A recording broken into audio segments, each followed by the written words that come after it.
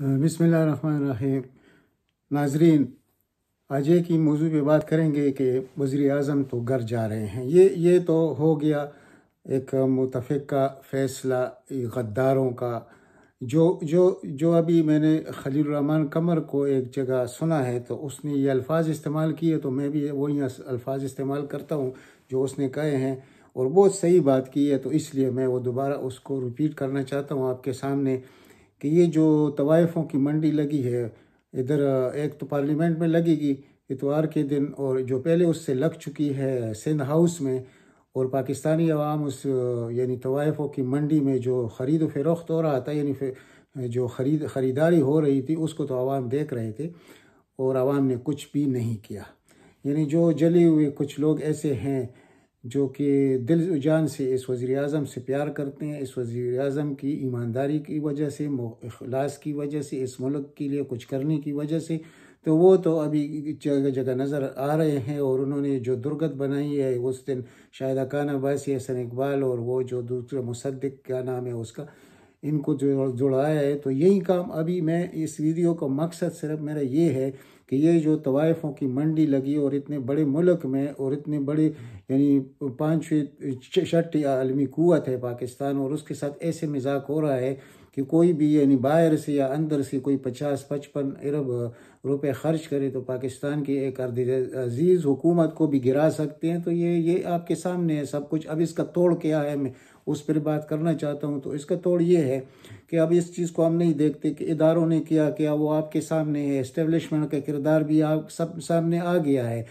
और अफसोस ये है कि जो दुनिया इस कोशिश में थी कि अवाम पाकिस्तान और अफवाज पाकिस्तान के दरमियान नफ़रत पैदा की जाए, तो चंद लोगों की वजह से, यानी 2-3 बड़ों की वजह से ये कुछ होता हुआ नज़र आ रहा है, जो कि इंतहाई अफसोसनाक है।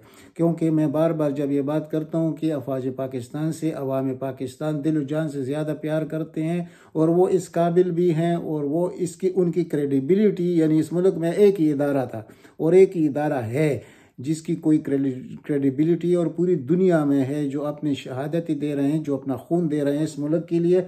लेकिन कुछ 2-3 बड़ों ने अगर कुछ किया है तो इसका मतलब ये नहीं है कि अवाम पाकिस्तान की नफ़रत बड़े अफवाज पाकिस्तान से, इसके कोई भी ये बात करेगा तो वो पाकिस्तान दुश्मनी करेगा। हम पाकिस्तान दुश्मनी की तरफ बिल्कुल नहीं बढ़ेंगे। जो नाजायज़ हो रहा है हम उस पर एतराज़ करेंगे, और ये नाजायज़ तो होता रहेगा जब कौम की हालत ये होगी, यानी जैसे कि इसने कह दिया खलील रहमान कमर ने कि ये कोई जाहिल कौम है, इस कौम के लिए ऐसा मुल्क होना भी नहीं चाहता, ये तो किसी ग़ुलाम मुल्क में पैदा होते तो तब कोई बात थी। और ये इनके सामने जो तवाइफ़ों की मंडी लगी है और ये लोग खामोश है और ये कुछ नहीं कर रहे। और इस निज़ाम के मुतालिक उसने जो कुछ कहा मैंने सुना, मुझे बहुत अच्छा लगा।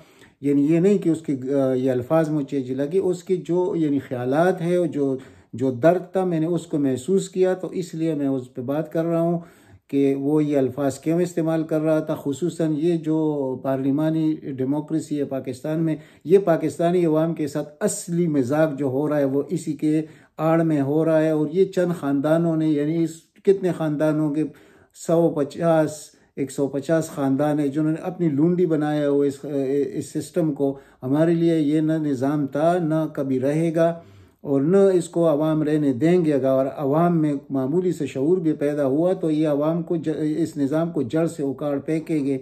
तो पहले तो मैं उस तरफ आता हूँ जो मेरा मकसद है, और मकसद ये है कि देखें वज़ीर आज़म के मुतालिक मैं क्या कहूँगा या मेरे जैसे और कितने लोग क्या कहेंगे, वो यानी दुनिया को मालूम है वो शख्स, उसके इरादे क्या है, उसकी जो इस मुल्क की आवाम के साथ जो हमदर्दी है, इस मुल्क को वो किस किस्म का मुल्क देखना चाहते थे। उसके हाथ बंधे हुए एक शख्स को, यानी मैंने कई बार कहा है कि एक पहलवान को उखाड़े में उतार दो और उसके हाथ बांध दो और उसको कहो कि कुश्ती जीत कर देखा, उसी में भी उसने जीत कर दिखाया। और अब मैं बता देता हूँ कि वो किस तरह जीत कर दी, यानी कि उसके पास सिंपल मेजॉरिटी भी नहीं। और ये जो चंद दलाल इत्तेहादी थे आपके सामने आ गए, यानी इसमें काफली सर फरिश्ते MKM, उसका तो किरदार मैं कितनी दफ़ा कहूँगा, वो पता नहीं किसकी औलाद है, किस किस्म के लोग हैं उनके ये जो लीडर है।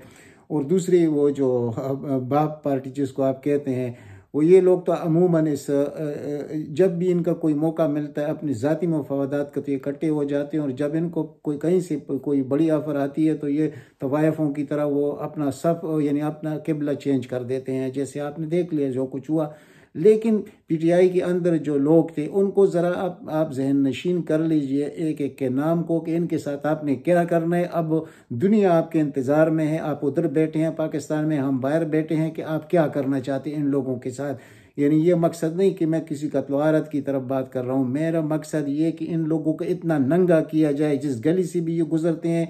जैसे नवाज शरीफ इधर लंदन में फिर रहा होता है तो लोग जब उनको पाकिस्तानी मिलते हैं तो वो भाग जाता है उधर से, क्योंकि लोग उसके पीछे और जो हूटिंग और जो बेइज्जती इस शख्स की हो रही, इसको अल्लाह ने पैदा ही बेइज्जती की, ये खुद भी बेइज्जत रहेगा, इसकी वजह से ये मुल्क भी बेइज्जत होगा पाकिस्तान। ये मैं सही बात कर रहा हूँ आपके साथ, ये मुल्क होगा बेइज्जत, क्योंकि इन्होंने इस शख्स की जो इनको अल्लाह ने एक नेमत की शक्ल में अता किया था इमरान खान, तो उसकी जो जो जो कदर होनी चाहिए थी वो हमने की नहीं। 2018 में हमने उसको कोई अक्सरियत दी, से सिंपल मेजॉरिटी तक उसको नहीं दी, और उससे हम ये तवक्को करें कि इस बिगड़ी हुई निज़ाम को वो ठीक करेगा, ये बिल्कुल यानी अहमकों की जन्नत में रहने वाले लोगों का सोच हो सकता है, हमारा पहले दिन से नहीं था। और हमने उस वक्त भी कहा था कि फ़ौरन असम्बलियाँ तोड़कर दोबारा इंतखाबात में चला जाए और 2/3 मेजॉरिटी के साथ आकर इस निज़ाम को बदले, ये हमने उस वक्त कहा था और अब भी हम यही कहते हैं।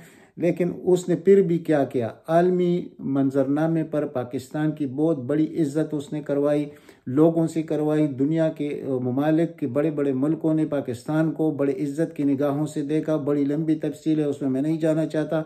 और सबसे बड़ा काम उसने ये जो यूएनओ में ये जो 15 मार्च का मुकर्रर कर दिया गया दुनिया में कि रसूल सलाम के बारे में जो दिन मनाया जाएगा वो भी आपके सामने है, और जो तौहीन के मसले पर उसको दुनिया को झंझोड़ लिया, ये कोई छुपी हुई बात नहीं। और पाकिस्तान के अंदर यानी जो जितने मुश्किलात थी जब इक़्तिदार में वो आया वो शख्स, तो उस वक्त पाकिस्तान डिफ़ॉल्ट होने को था, बिल्कुल इसमें कोई शक नहीं है।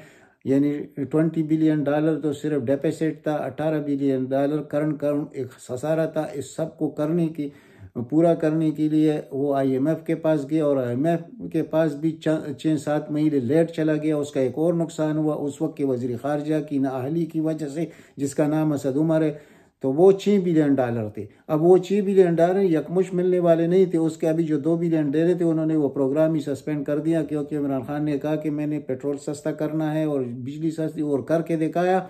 यानी दुनिया में रेट कहाँ पहुँच रहा है, उसने क्या कर दिया, उसकी क्रेडिबिलिटी की उस पर लोगों ने एतबार किया। 3,500 अरब जब हमारा इनकम यानी टैक्स जमा होता था रेवेन्यू, वो जाके 6 अरब को क्रॉस कर गया। तो इस वजह से उसने आवाम को वो रिलीफ देने की कोशिश की। ये सब सज़ाएँ उसको मिल रही है इस चीज़ की कि पाकिस्तान का किबला दुरुस्त करने के लिए, आवाम को आसूदा हाल बनाने के लिए उसका जो बस चलता था उसने कर के दिया।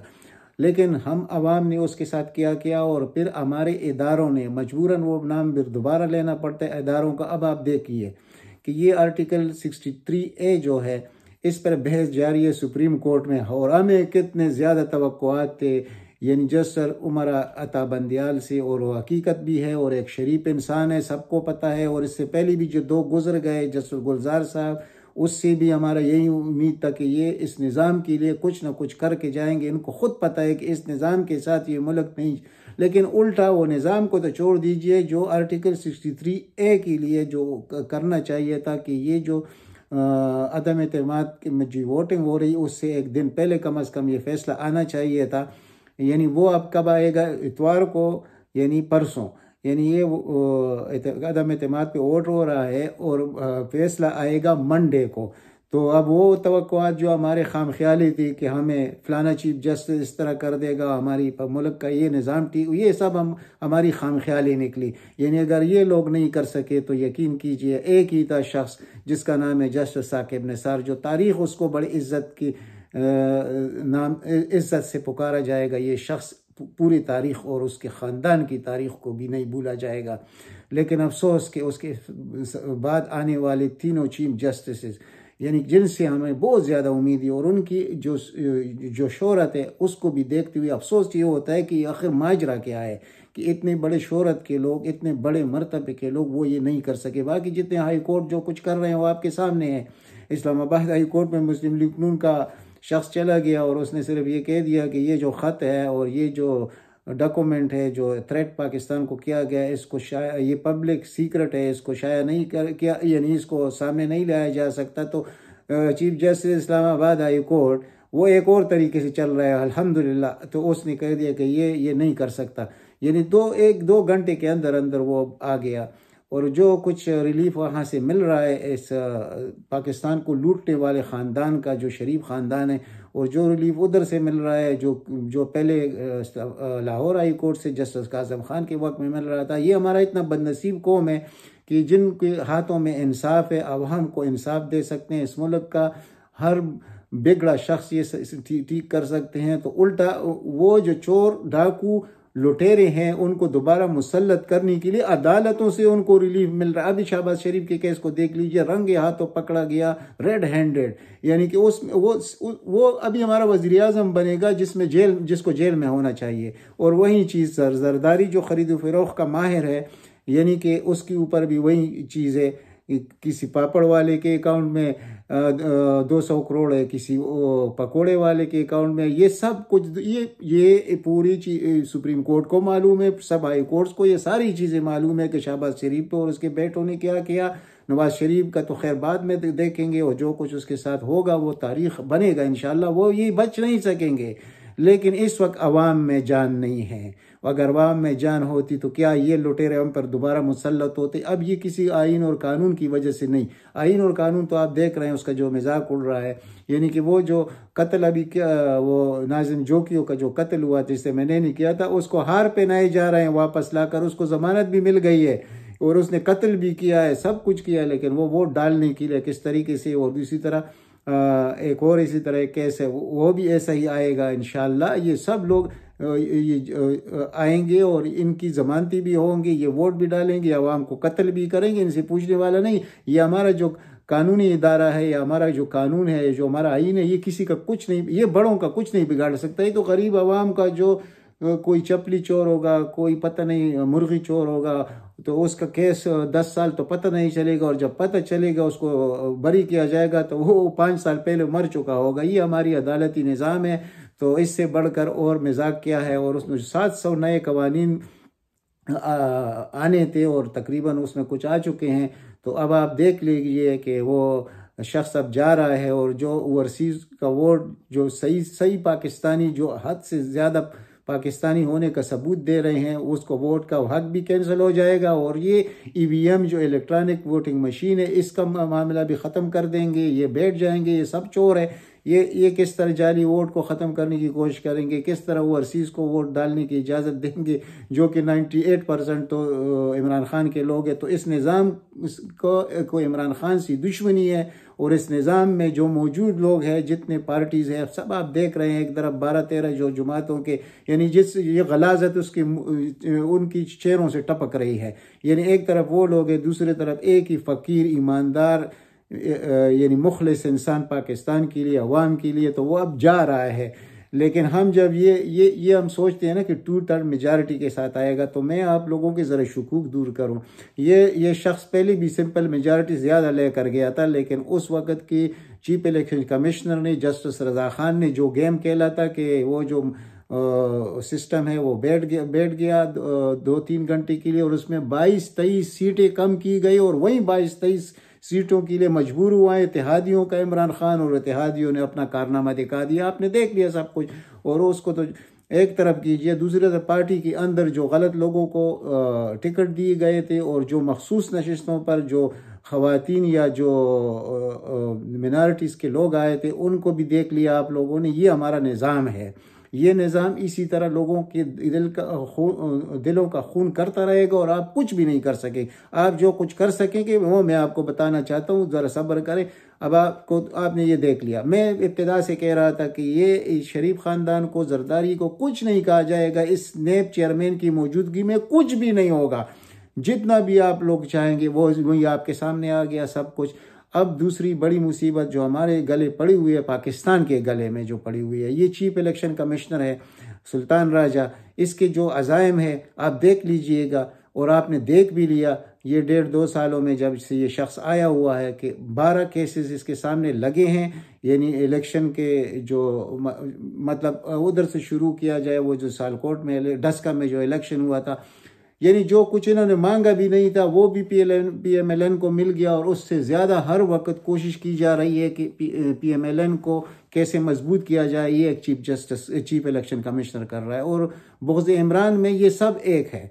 जितने इदारे हैं, जितने ब्यूरोक्रेसी है, जिसका भी नाम लेंगे आप, वो सब के सब वो इमरान खान के दुश्मन है, और सिर्फ इसलिए दुश्मन है कि ये शख्स क्यों पाकिस्तान को सीधे रास्ते पे लगाना चाहता है, पाकिस्तान को आईन और कानून के दायरे में चलाना चाहता है। तो इसमें हमारा यानी सुप्रीम कोर्ट बार को देख लीजिए, वो जाके नाअहल शख्स जो ताहयात नाअहल है उसके लिए वो भी दरख्वास्त डाल देते हैं, वो भी उधर लिया जाता है, और आखिर में क्या होगा कि वो भी साफ व शफाफ निकलेगा। उसकी बेटी भी इस्लामाबाद हाई कोर्ट से साफ व शफाफ होकर निकलेगी। ये मैं इब्तिदाई पहले दिन से कह रहा हूँ, आप नोट कीजिए इन बातों को जो मैं कर रहा हूँ। सिर्फ इतनी सी बात है कि मेरा क्या होगा, मेरे 5 दफ़ा तो इन्होंने चैनल बंद कर दिया, तो कुछ नहीं है, ऐसी कोई मसला नहीं है। मुझे न सब्सक्राइबर चाहिए, मुझे कुछ भी नहीं चाहिए। मैं जो कुछ कहना चाहता हूँ अवाम तक पहुँचाने, जो मेरे बस में वो मैं करता रहूँगा। मैं कभी भी पीछे हटने वाला नहीं हूँ, न मैं किसी से डरता हूँ। सिर्फ पाकिस्तान मेरा मकसद है, और पाकिस्तान में इस वक्त इस शख्स से बेहतर शख्स 100 साल में इंशाल्लाह इस मुल्क में पैदा नहीं होगा, न अब इसके बाद हम चाहते हैं कोई पैदा हो। हम इस वक्त इसके बाद ये चाहेंगे कि आवाम की चीखें निकले और हम देखते रहें। हमारा मकसद ये है कि अगर अल्लाह ताला ने इस कौम को एक नेमत दिया था इमरान खान की शक्ल में, उसकी इस कौम ने कदर नहीं की। मैं उन लोगों की बात नहीं कर रहा जो इमरान खान के ये साथ उनकी हमदर्दी है, उन लोगों को मिनहा करके बाकी पाकिस्तानी कौम जो इस वक्त खलील रहमान कमर ने कहा वही बात मैं करूंगा कि ये बेहस जाहिल कौम है। इनको ये पता, ये इनको अगर पता भी हो तो ये सिर्फ एक चावल प्लेट पर भी वोट भेज देते हैं। इनके लिए कुर्बानी देने की इमरान खान को क्या ज़रूरत थी। मैं खुद हैरान हूँ कि ऐसे शख्स जिसके लिए दुनिया में किसी चीज़ की कमी नहीं है, उसने अपने 25 साल यानी कीमती साल इस मुल्क के लिए ज़ाया कर दिए। तो ये जाहिल कौम है, ये कुछ नहीं कर सकेगी। अभी हम ये इस इंतज़ार में होंगे कि अब दोबारा चीखी तो इंशाअल्लाह आवाम की निकलेंगे। अभी 2-3 हफ्ते बाद आप देख लीजिए, जब ये हुकूमत बनाएंगे फिर तब तमाशा कीजिए और हमें फिर खुशी होगी। क्योंकि मैं हर वक्त हर विलाग में कहता रहा हूँ कि ये जो महंगाई पर जो बदनामी का रट इन्होंने लगाया इमरान खान का, ये आलमी मसला है और पाकिस्तान सबसे ज़्यादा सस्ता मुल्क है। और तो अब इनको पता चलेगा कि मैंने 1000 दफ़ा कहा है कि 10 गुना महंगाई बढ़ेगी। अब आप देखते जाइए, पहले महीने में देखिए कि क्या होता है अवाम के साथ। लेकिन मैं कहता हूँ कि इनकी चीखने वाला सुनने वाला भी इंशाल्लाह कोई नहीं होगा पाकिस्तान में। एक ही शख्स था जिसने ये बेड़ा उठाया था, लेकिन वो अब एक तरीका, अगर ये हम सोचते हैं कि वो 2/3 मेजॉरिटी के साथ वापस आएगा तो ये बिल्कुल हमारी गलत सोच है।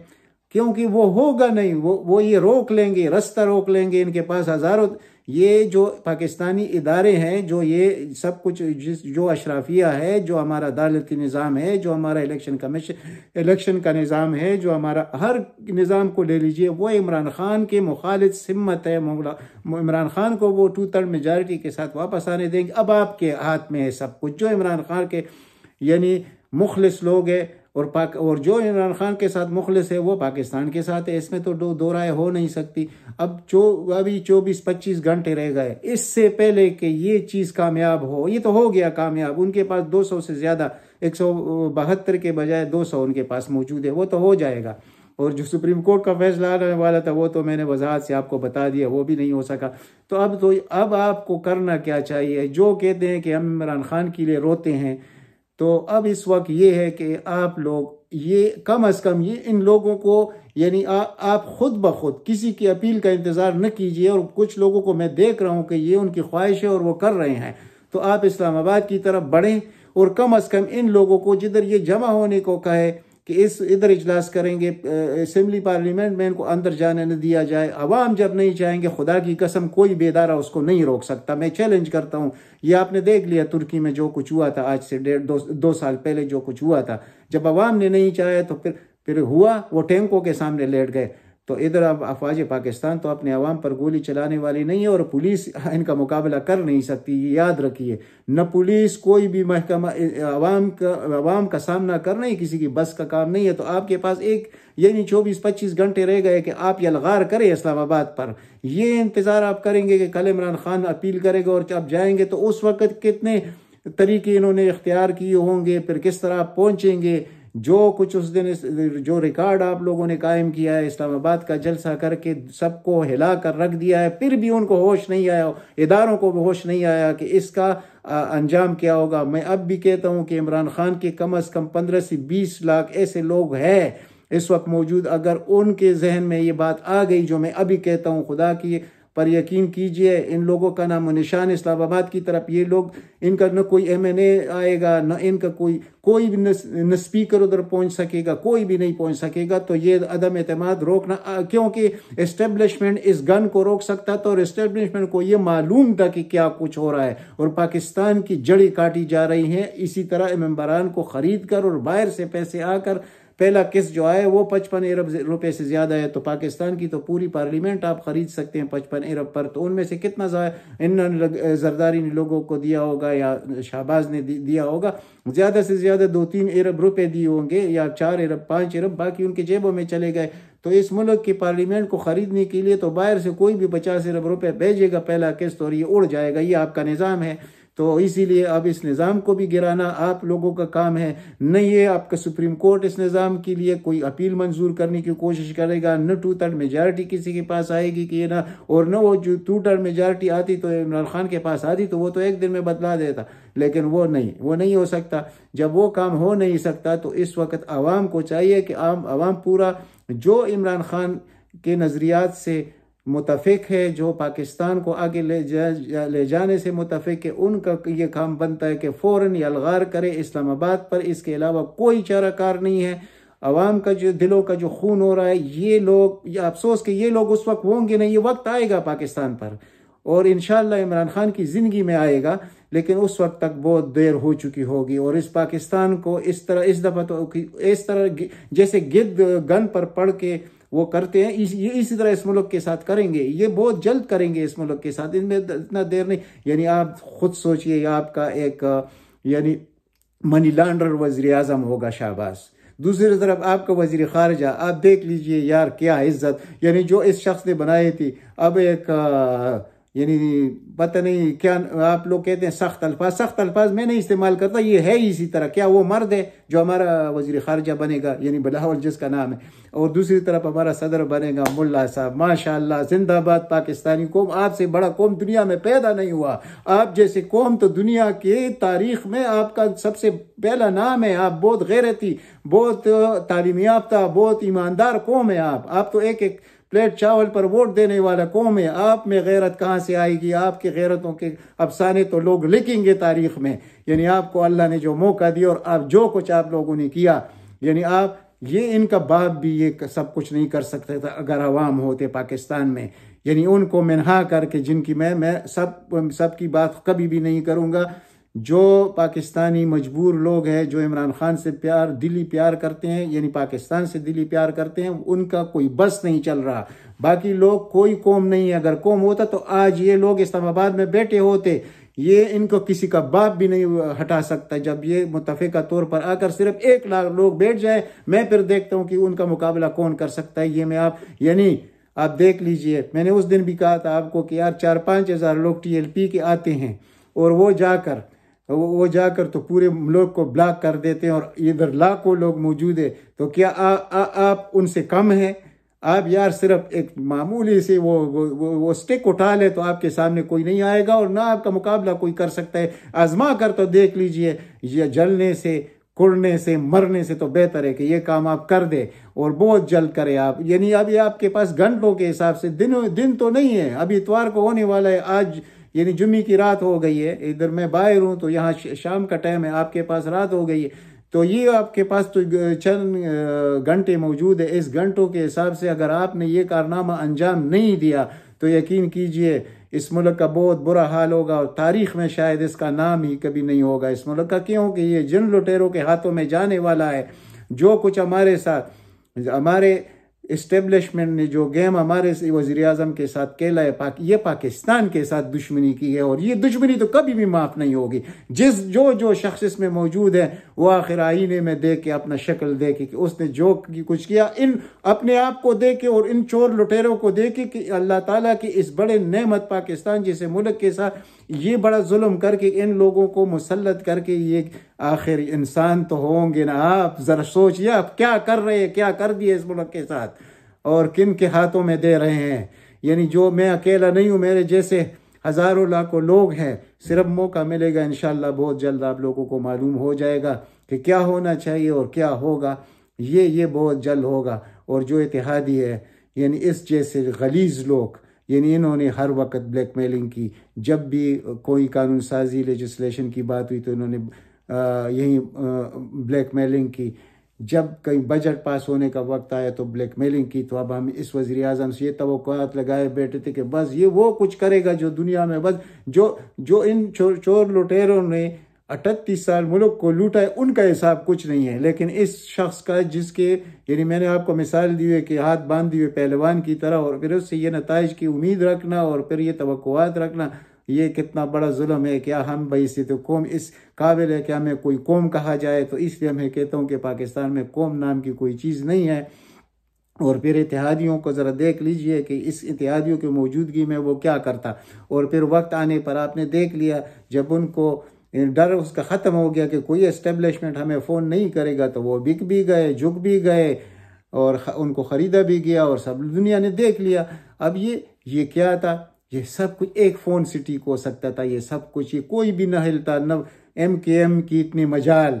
और अब MKM के दफ्तर खुलेंगे, यानी वो MKM जिसकी वजह से 22,000 लोग इस कराची और हैदराबाद में शहीद हो चुके हैं, मर चुके हैं।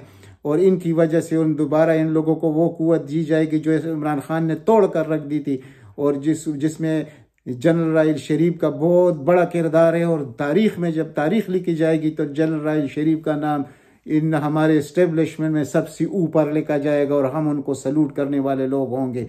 तो वो जो उसने उस गन को साफ किया था, वो गन दोबारा हमारे ऊपर आने वाला है। इससे बढ़कर जुल्म पाकिस्तान के साथ आप लोग और क्या करेंगे? वो जो बाप पार्टी है उनके पैरों उसके पीछे कौन लोग हैं पाकिस्तान, यानी कुछ भी बात हो तो कहेंगे कि हमें पंजाब ने लूट लिया। हमें ये कौन से पंजाब ने आपको लूट लिया? आपको जो मराहत आपको मिल रहे हैं, आपके सरदार का रहे हैं, आप ही लोग, यही लोग हैं, ये बाप वाले और सब, ये सब के सब चोर लुटेरे।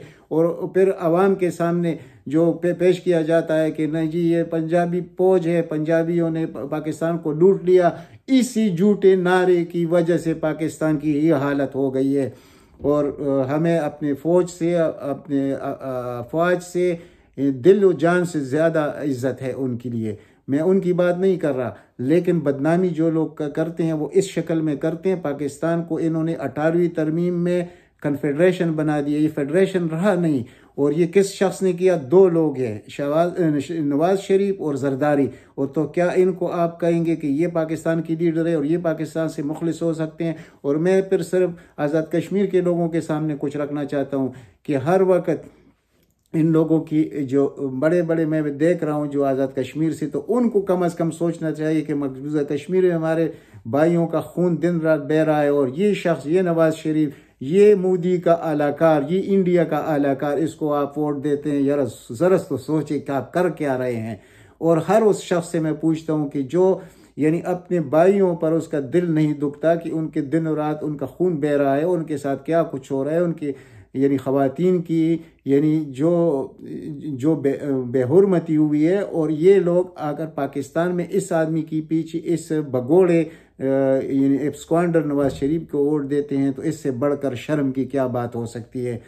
तो आपके सामने मैंने सब कुछ रख दिया। आखिर में सिर्फ इतना कहता हूँ कि खुदा के लिए अगर किसी में थोड़ा कुछ भी है सोच, तो वो बड़े इस्लामाबाद की तरफ 24 घंटे होने से पहले आप लोगों ने जमा होना है और कम से कम इस पार्लियामेंट के पास जाके इन लोगों को रोकना है।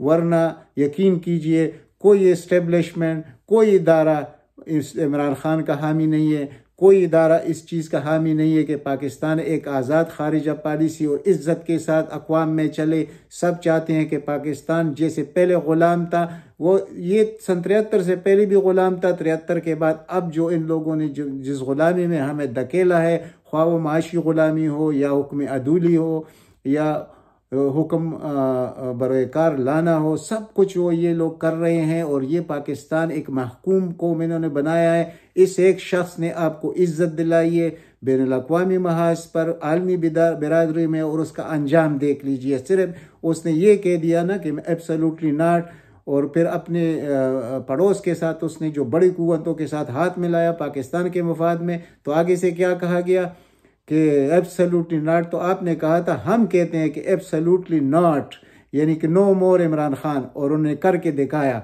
तो अब आपका फ़र्ज़ बनता है कि ये आप अगर दुनिया में सर उठा के चलने वाला कौम बनते हैं तो यानी ये गलीज़ लोग आप पर मुसल्लत होंगे, तो इससे तो मौत बेहतर है। बड़े इस पार्लियामेंट की तरफ और रोके इन लोगों को इतवार के दिन, और जहाँ भी ये इजलास करना चाहे फ़ौरन पहुँच जाए। ये और तरीका नहीं है। कोई इदारा इमरान खान के लिए नहीं कहेगा, कोई इस्टेब्लिशमेंट, ये सब के सब इमरान खान के दुश्मन है।